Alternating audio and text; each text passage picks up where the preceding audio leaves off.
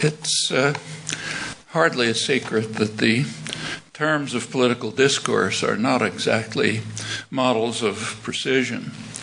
And considering the way terms are used, it's next to impossible to try to give a meaningful answer to such questions as what is socialism, or what is capitalism, or what are markets, free markets, and many others in common usage. And that's even more true of the term anarchism, for reasons that Nathan pointed out. It's been not only subject to very varied use, but also a quite extreme abuse, sometimes by bitter enemies, sometimes, unfortunately, by people who hold its manner high. So much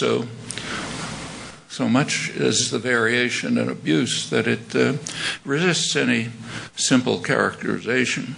In fact, the only way I can see to address the question that's posed this evening, what is anarchism, is to try to identify some leading ideas that animate at least major currents of the rich and complex and often contradictory traditions of anarchist thought and, crucially, anarchist action.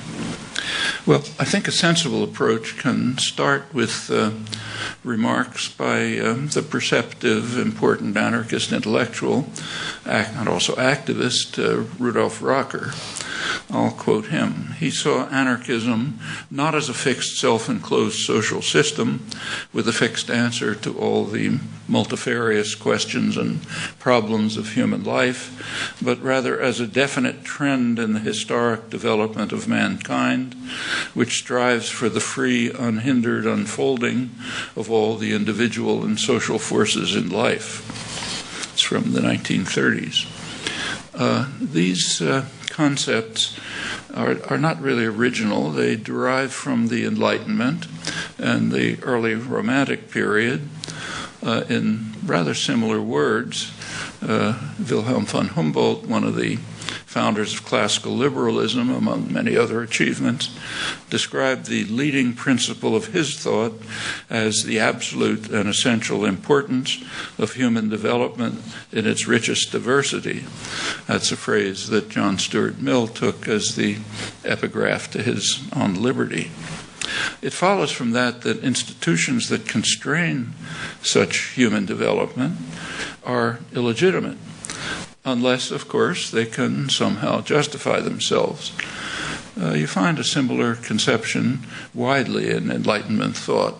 So, for example, in Adam Smith, everyone has read the opening paragraphs of Wealth of Nations, where he extols the wonders of division of labor, but not many people have gotten farther inside to read his bitter condemnation of division of labor and his insistence that in any civilized society the government will have to intervene to prevent it because it will destroy personal integrity and essential human rights, will turn people, he said, into creatures as stupid and ignorant as a human can be. It's not too easy to find that passage, whatever the reason may be. If you look in the standard scholarly edition, the University of Chicago bicentennial edition, it's not even listed in the index. Well, but it's one of the most important passages in the book. Looked at in these terms, anarchism is a tendency in human development that seeks to identify structures of hierarchy, domination, authority, and others that constrain human development. And then it seeks to subject them to a very reasonable challenge. Justify yourself. Demonstrate that you're legitimate. And maybe in some special circumstances or conceivably in principle. And if you can't meet that challenge, which is the usual case, the structure should be dismantled. And as Nathan rightly adds, not just dismantled, but reconstructed from below. The ideals that found expression during the Enlightenment and the Romantic era, they foundered on the shoals of rising industrial capitalism, which is completely antithetical to them. But Rocker argues, I think quite plausibly, that they remain alive in the libertarian socialist traditions. These range pretty widely. They range from left anti-Bolshevik Marxism, that's people like Anton Pannekoek, Karl Korsch, Paul Matic, and others, including the anarcho-syndicalism that reached its peak of achievement in the revolutionary period in Spain in 1936, and it's well to remember that despite its substantial achievements and successes, it was crushed by the combined force of fascism, communism, and Western democracy. They had differences, but they agreed that this had to be crushed. The effort of free people to control their own lives, that had to be crushed before they turned to their petty differences, which we call the Spanish Civil War. The same tendencies reach further to worker-controlled enterprises. They're springing up in large parts of the old Rust Belt in the United States, in northern Mexico. They've reached their greatest development in the Basque Country in Spain. Mondragon is partly a reflection of the achievements of the long, complex, rich Spanish tradition of anarchism. Partly it comes out of Christian anarchist sources. There's also included in this general tendency are the quite substantial and cooperative movements that exist in many parts of the world. And I think it also encompasses at least a good part of feminist and human rights activism. Well, in part, all of this sounds like truism. So why should anyone defend illegitimate structures? No reason, of course. And I think that perception's correct. It really is truism. I think anarchism is basically ought to be called truism. But truisms have some merit. One of them is the merit of being true, unlike most political discourse. And this particular truism belongs to an interesting category of principles, principles that are not only universal, but doubly universal. They're universal in that they're almost universally accepted, and universal in that they're almost universally rejected in practice. And this is there are many of these.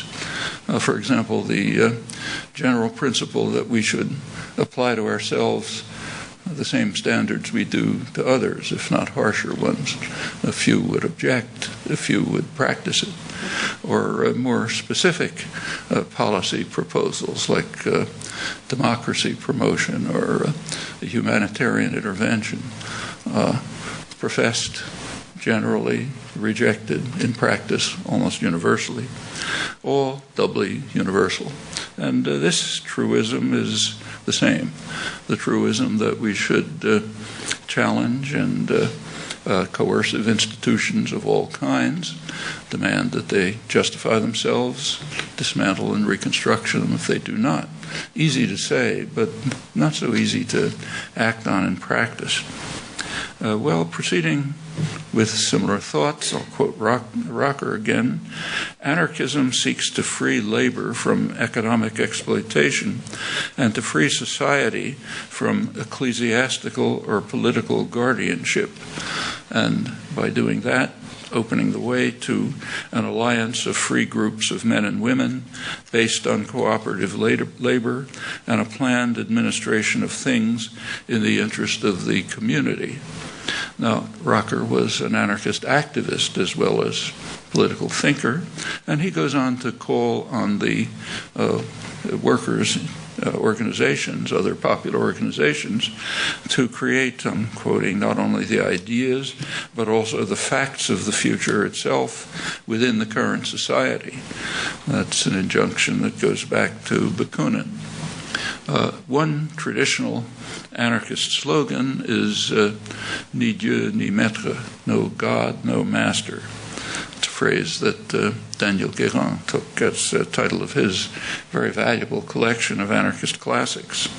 I think it's fair to understand the phrase "no God" in the terms that I just quoted from Rocker: opposition to ecclesiastical guardianship. Individual beliefs are a different matter. That's no matter of concern to a person concerned with free development of thought and action. And that leaves the door open to the lively and impressive tradition of religious anarchism. For example, Dorothy Day's very impressive Catholic workers' movement. But the phrase "no master" is different.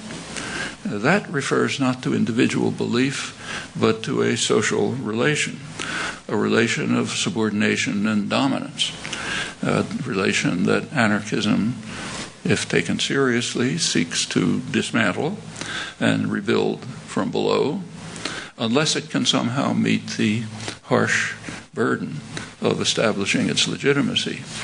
Well, by now we've departed from truism, in fact, to ample controversy. In particular, right at this point, the rather peculiar American brand of what's called libertarianism that departs very sharply from the libertarian tradition. It accepts and indeed strongly advocates the subordination of working people to the masters of the economy, and furthermore the subjection of everyone to the restrictive discipline and destructive features of markets.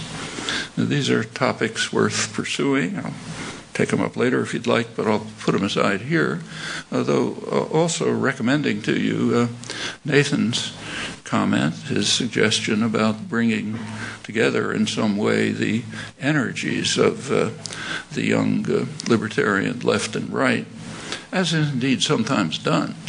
For example, it's done in the quite important work of valuable theoretical and practical work of economist David Ellerman and some others.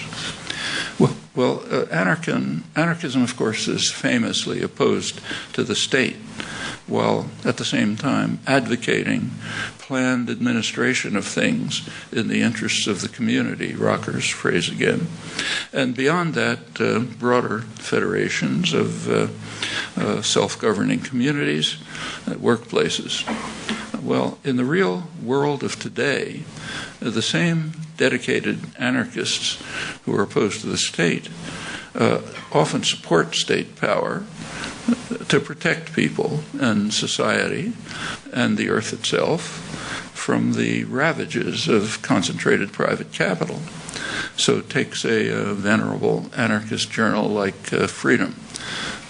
Goes back to 1886, formed as a journal of socialist anarchism by supporters of Kropotkin. If you open its pages, you'll find that much of it is devoted to defending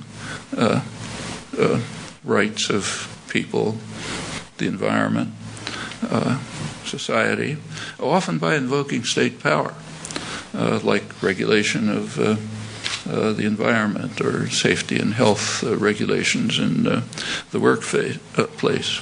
There's no contradiction here, as sometimes thought. People live and suffer and endure in this world, and not some world that we imagine.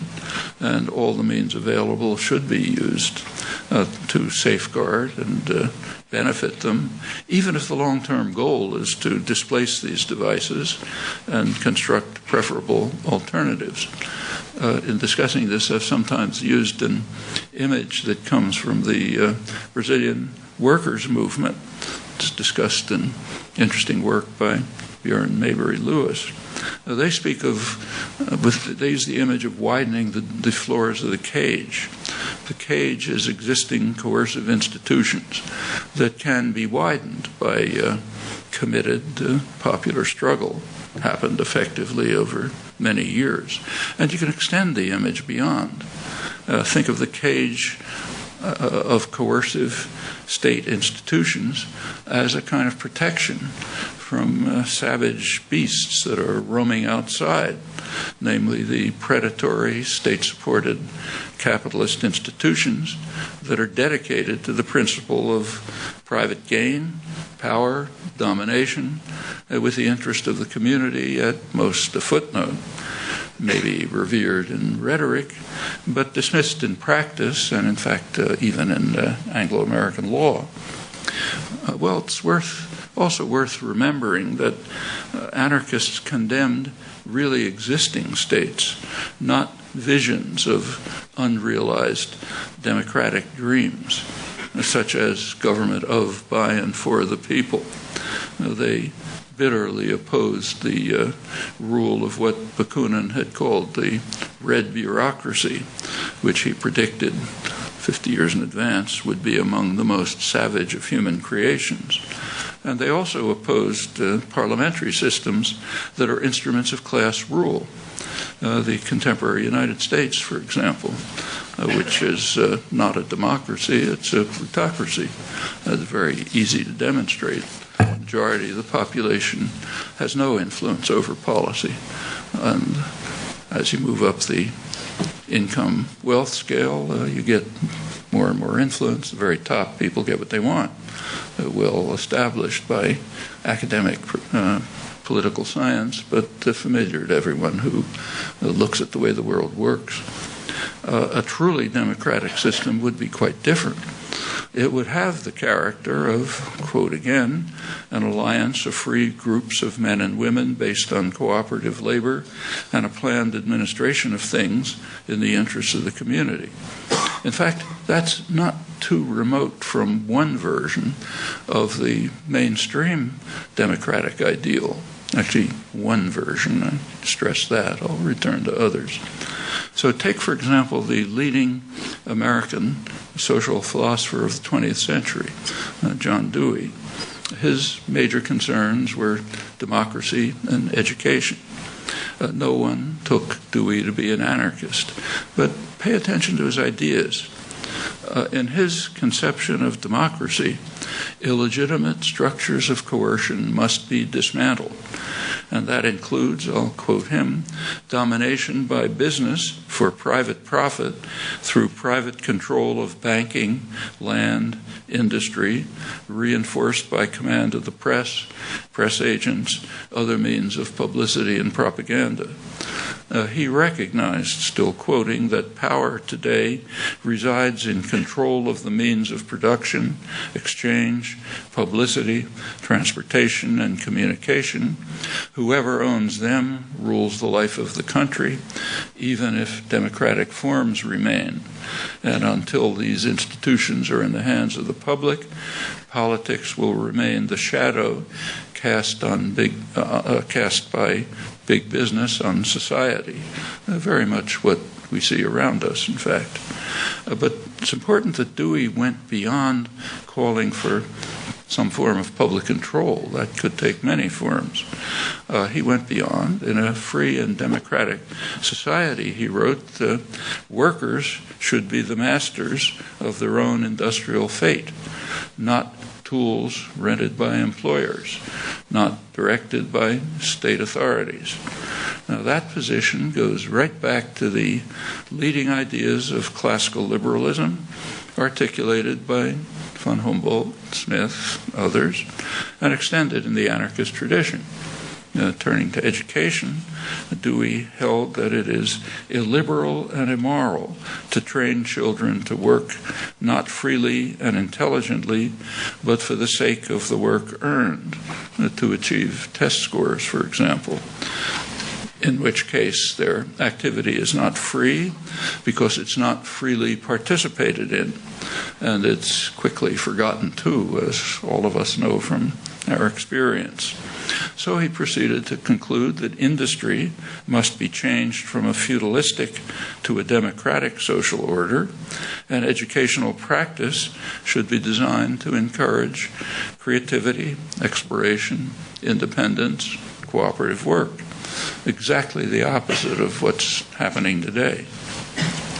Well, these ideas lead to a vision of society based on workers' control of productive institutions, linked to community control within the framework of free association and federal organization, in the general style of thought that includes, of course, along with many anarchists, others too, say G.D.H. Cole's Guild Socialism, England, left anti-Bolshevik Marxism, current developments such as, for example, the participatory economics and politics of Michael Albert, Robin Hanel, Stephen Shalom, and others, along with important work in theory and practice by the late Seymour Melman, his associates, and many others, and notably Gar Alperovitz's very valuable recent contributions on worker-owned enterprise and cooperatives, not just talk, but actual taking place. Well, going back to Dewey, he was as American as apple pie, to borrow the old cliche, right in the mainstream of American history and culture. And in fact, all of these ideas and developments are very deeply rooted in the American tradition and in American history, a fact which is kind of suppressed, but is very obvious when you look into it. And when you pursue these questions, you enter into an important terrain of inspiring, often bitter struggle. That's ever since the dawn of the Industrial Revolution, which was right around here, Lowell, Lawrence, eastern Massachusetts, mid-19th century. The first serious scholarly work, study of the industrial worker in those years, was 90 years ago. It's by Norman Ware, still very much worth reading. He reviews the hideous working conditions that were imposed on formerly independent craftsmen and immigrants and farmers, as well as the so-called factory girls, young women brought from the farms to work in the textile mills around Boston. He mentions that, he reviews it, but he focuses attention on something else, what he calls the degradation suffered by the industrial worker, the loss of status and independence, which could not be canceled, even where there occasionally was some material improvement. And he focuses on the radical capitalist social revolution in which sovereignty in economic affairs passed from the community as a whole into the keeping of a special class of masters, often remote from production, a group alien to the producers. And Ware shows, I think pretty convincingly, that for every protest against machine industry and privation, there can be found 100 protests against the new power of capitalist production and its discipline. In other words, workers were struggling and striking not just for bread, but for roses, in the traditional slogan of the workers' communities and organizations. They were struggling for dignity and independence, for their rights as free men and women. And their journals are very interesting. There's a rich and lively labor press written by working people, artisans from Boston, factory girls from the farms. In these journals, they condemned what they called the blasting influence of monarchical principles on democratic soil, which will not be overcome until they who work in the mills will own them, the slogan of the massive Knights of Labor, and sovereignty will return to free and independent producers. Then they will no longer be menials or the humble subjects of a foreign despot, the absentee owner, slaves in the strictest sense of the word, who toil for their masters.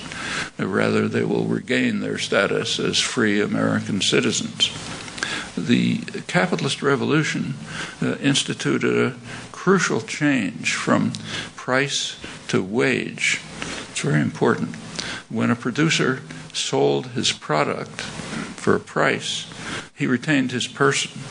But when he came to sell his labor, he sold himself. I'm quoting from the press. That's a big difference. He lost his dignity as a person as he became a slave. a wage slave, to use the common term of the period. 160 years ago, a group of skilled workers repeated the common view that a daily wage was equivalent to slavery, and they warned perceptively that a day might come when wage slaves will so far forget what is due to manhood as to glory in a system forced on them by their necessity and in opposition to their feelings of independence and self-respect, a day that they hoped would be far distant. These were very popular notions in the mid-19th century.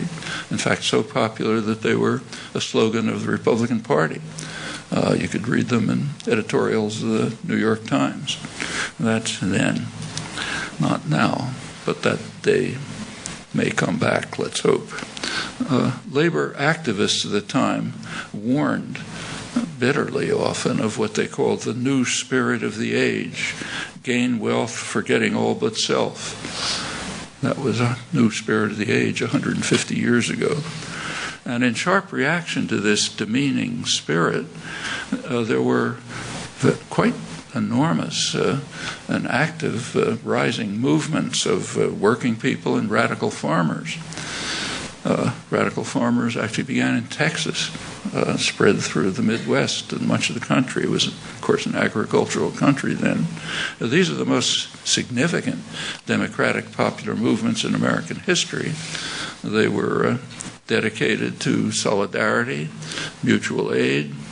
It's a battle. They were crushed by force. We have a very violent labor history as compared to other countries. But it's a battle that's not over, far from over, despite setbacks, often violent repression. Well, there are apologists, familiar apologists for the radical revolution of wage slavery, and they have an argument. They argue that the worker should indeed glory in a system of free contracts voluntarily undertaken. There was an answer to that 200 years ago by Shelley in his great poem, Mask of Anarchy. This was written right after the Peterloo massacre in England, Manchester, when British cavalry brutally attacked a peaceful gathering of tens of thousands of people, the first major example of huge nonviolent protest and the reaction of the state authorities to it. They were calling for parliamentary reform. So Shelley wrote that we know what slavery is. 'Tis to work and have such pay as just keeps life from day to day, in your limbs as in a cell for the tyrant's use to dwell. 'Tis to be slave in soul and to hold no strong control over your own wills, but be all that others make of ye. That's slavery. That's what working people and independent farmers were struggling against. And the artisans and factory girls who struggled for dignity and independence and freedom might very well have known Shelley's words. Observers at the time noted that they were highly literate.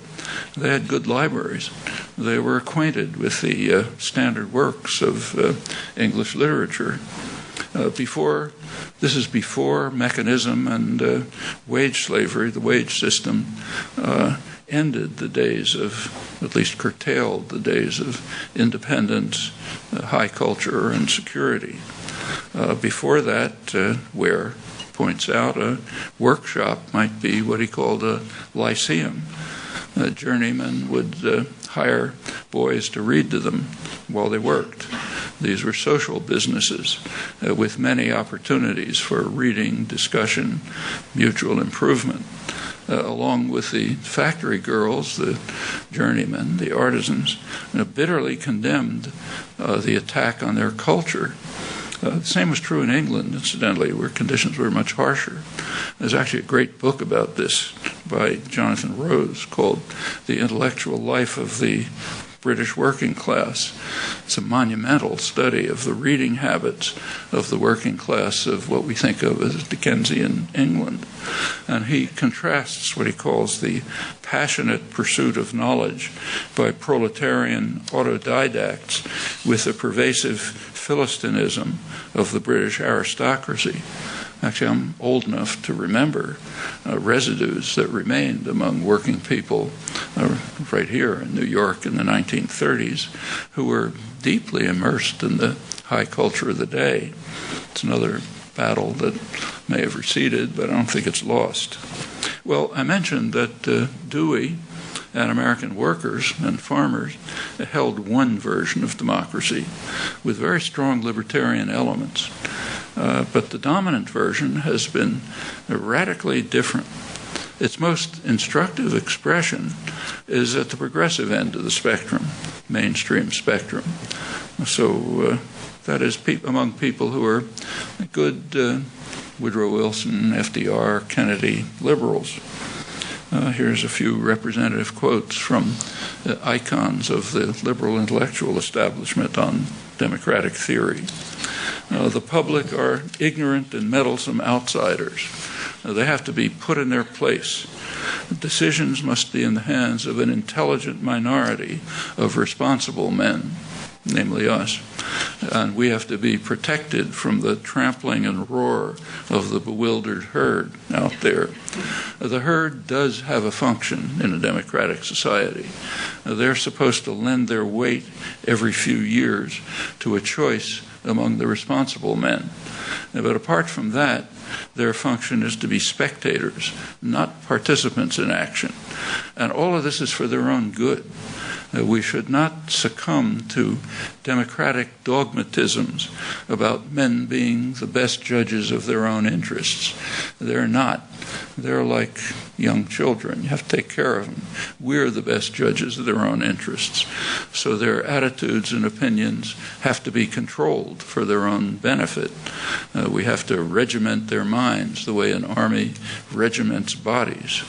And we have to discipline the institutions responsible for what they called the indoctrination of the young, schools, universities, churches.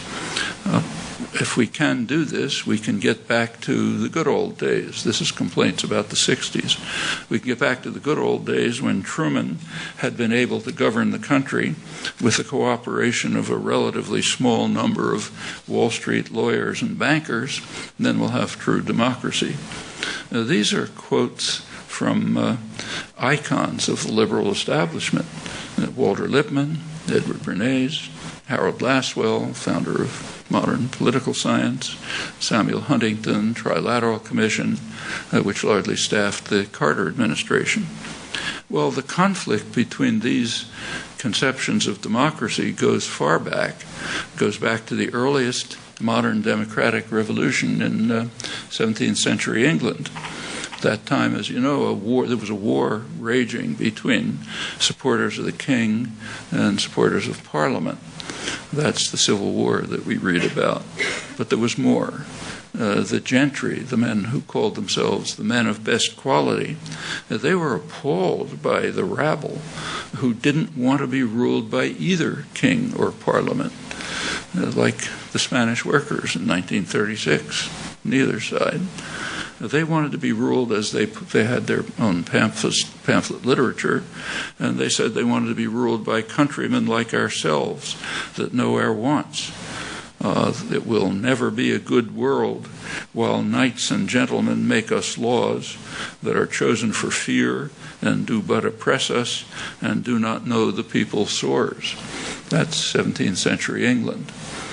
The essential nature of this conflict, which is far from ended, was captured nicely by Thomas Jefferson in his later years when he had serious concerns about both the quality and the fate of the democratic experiment. He made a distinction between what he called aristocrats and democrats. The aristocrats, I'm quoting him, are those who fear and distrust the people and wish to draw all powers from them into the hands of the higher classes.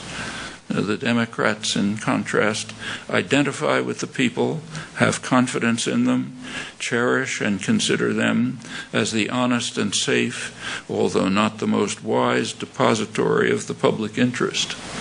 The modern progressive intellectuals, the Wilson, Roosevelt, Kennedy, intellectual left. Those who seek to put the public in their place and are free from democratic dogmatisms about the capacity of the ignorant and meddlesome outsiders to enter the political arena, they're Jefferson's aristocrats. These basic views are very widely held, though there are some disputes, namely who should play the guiding role. Should it be what the liberal intellectuals call the technocratic and policy-oriented intellectuals, the ones we celebrate as the Camelot intellectuals, who run the progressive knowledge society? Should it be bankers or corporate executives? In other versions, should it be the Central Committee or the Guardian Council of Clerics? All pretty similar ideas, and they're all examples of the ecclesiastical and political guardianship that the genuine libertarian tradition seeks to dismantle and reconstruct from below, while also changing industry from a feudalistic to a democratic social order, one that's based on workers' control, community control, respects the dignity of the producer as a genuine person, not a tool in the hands of others, in accordance with a libertarian tradition that has deep roots and, like Marx's old mole, is always burrowing quite close to the surface and ready to spring forth.